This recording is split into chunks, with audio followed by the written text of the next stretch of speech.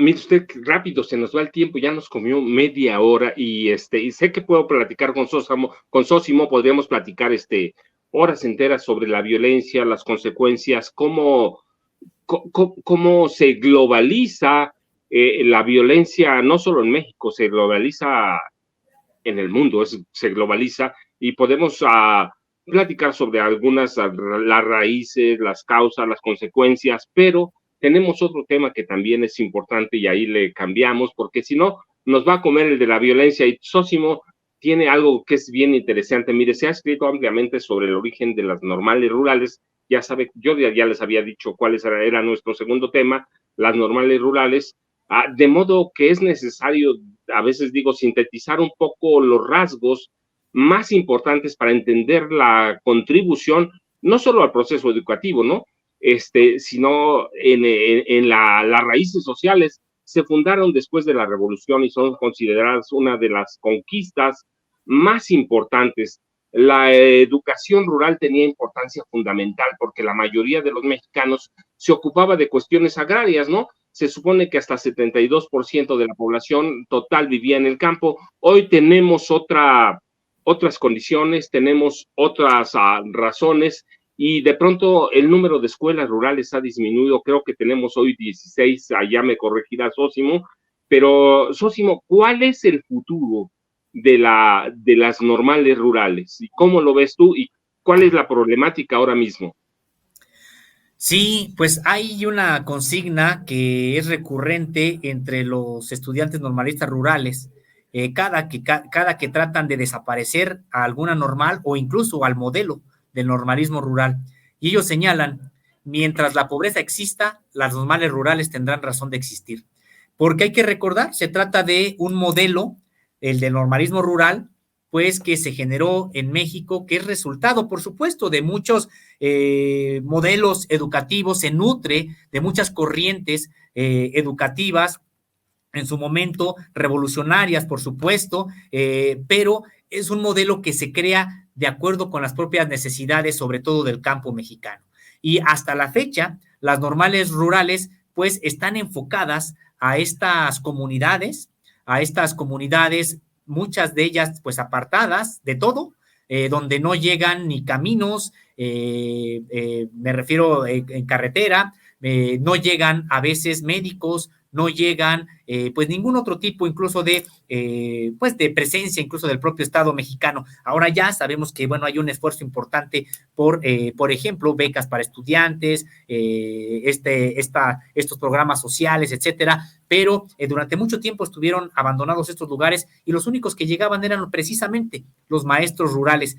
Y esto decíamos a raíz de que, pues de que tienen un modelo muy sólido en ese sentido formativo que cuenta de 5 ejes. El normalismo rural cuenta de 5 ejes porque no es ponerle a una escuela el nombre de escuela normal rural y ya, sino para que se asuma como escuela normal rural, pues tiene que contar con 5 ejes. Estos ejes, el primero, por supuesto, es el académico, es el que los capacita, los forma para ser maestros, para enseñar, alfabetizar y todo lo que debe de saber un maestro que enseñe en en los 6 grados de primaria, en los de preescolar y también en los de secundaria.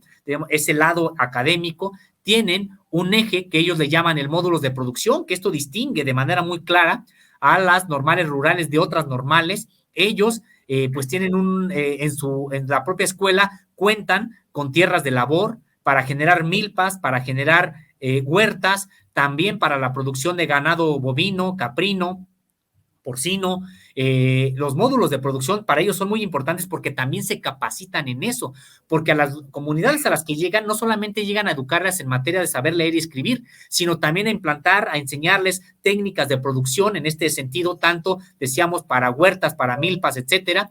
Ese es el segundo módulo, el segundo eje.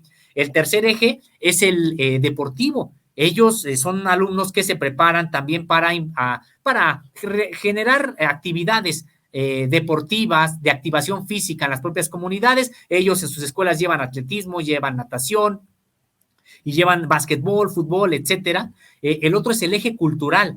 Y es importantísimo también este eje cultural porque pues esto se expresa la diversidad, toda la diversidad cultural también que hay en el país, pues ahí los vemos con rondallas, con música tropical, con bandas de viento, con expresiones de danza folclórica, por ejemplo, una serie de manifestaciones también de carácter cultural, que es ese precisamente el eje cultural. Y finalmente tenemos como quinto el eje político, que también es el que las distingue de las demás escuelas normales que hay en el país. Estas escuelas, pues sí, son críticas, son escuelas que estudian el materialismo dialéctico e histórico, es decir, el marxismo-leninismo, como un plan de estudios alterno que se suma al oficial que de la SEP. Ellos también tienen esta posición y es muy importante para ellos. ¿Por qué? Porque explica la propia desigualdad. Son especialistas precisamente en estos temas y son las que le han dado vida a el normalismo rural durante todo ese tiempo, el propio eje político. Entonces, son estos 5 ejes y decíamos, pues, como señalan los propios normalistas rurales, mientras la pobreza exista, las normales rurales tendrán razón de existir. Es este modelo que se generó, como bien comentas, maestro, después de la Revolución Mexicana, que recibió un impulso fundamental durante el sexenio de Lázaro Cárdenas, pero una vez que el general Lázaro Cárdenas salió del poder ejecutivo en México, prácticamente para las normales rurales todo fue remar a contracorriente.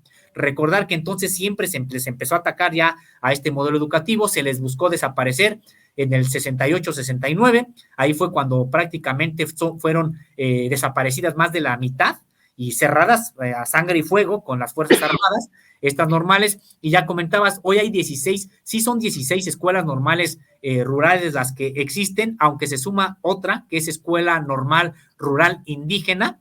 Esta escuela es la de Cherán, entonces así tendríamos ya 17, pero las que abrazan este modelo, aunque una formalmente no se llame Escuela Normal Rural, sino Escuela Normal Indígena.